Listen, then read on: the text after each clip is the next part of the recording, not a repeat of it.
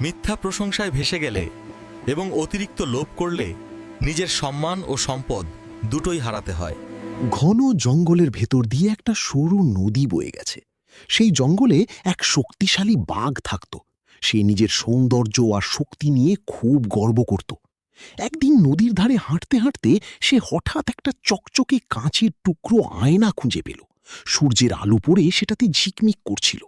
বাঘটা অবাক হয়ে নিজের মুখ দেখল। একদিন দূরে দাঁড়িয়ে এক শিয়াল সবকিছু লক্ষ্য করছিল। সে ভাবল, এই জিনিসটা যদি আমার হতো, কিন্তু সরাসরি নিলে বাঘ আমাকে মেরে ফেলবে, বুদ্ধি খাটাতে হবে। পরদিন শিয়াল খুব বিনয়ের সাথে বাঘের কাছে গিয়ে বলল, মহারাজ, আপনি কি জানেন এইটা সাধারণ কাঁচ না? বাঘ অবাক হয়ে বলল, তাহলে? শিয়াল বলল, এটা একটা জাদুর আয়না। এটা যাকে দেখায় তাকে আরো সুন্দর করে তোলে। বাঘ বলল, কিভাবে?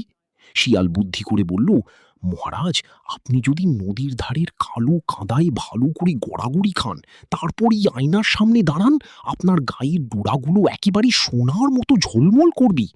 বাঘ লোভে পড়ে এক মুহূর্ত দেরি না করে দৌড়ে গিয়ে নদীর ধারের দুর্গন্ধযুক্ত কাদায় ঝাঁপ দিল। এদিকে শিয়াল চারপাশ দেখে নিশ্চিত হলো আর দ্রুত জঙ্গলের ভেতর চলে গেল। কিছুক্ষণ পরই বাঘ উঠে দৌড়ে ফিরে এসে বলল, এবার আমি সোনার বাঘ। কিন্তু বাঘ দেখে না আয়না আছে, না শিয়াল, চারপাশে শুধু নীরবতা। বাঘ বুঝতে পারল সে প্রতারিত হয়েছে। তার গা থেকে দুর্গন্ধ বের হচ্ছে, আর দূরে লুকিয়ে থাকা বানর, হরিণ আর খরগোশরা তাকে দেখে হাসছে।